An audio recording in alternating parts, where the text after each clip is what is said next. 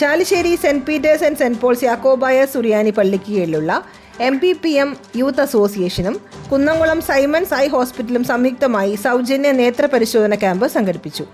ഞായറാഴ്ച രാവിലെ കുർബാന മധ്യേ ദീർഘകാലം ഇടവ വികാരിയായിരുന്ന ഫാദർ AM ജോബ് കശീശായുടെ ഓർമ്മ ആചരിച്ചു. തുടർന്ന് സുറിയാനി പള്ളി അങ്കണത്തിൽ നടത്തിയ നേത്ര ക്യാമ്പ് വികാരി ഫാദർ ഡിൽജോ ഏലിയാസ് കൂരൻ ഉദ്ഘാടനം ചെയ്തു.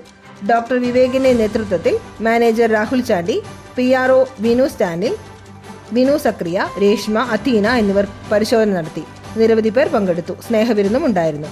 പരിപാടികൾക്ക് വികാരി father Diljo Elias Kooran, trustee CU Shelamon, secretary Titus David, youth association vice president Saboos Kariyachan, secretary Stino Varghese, treasurer Kristo Titus എന്നിവർ നേതൃത്വം നൽകി.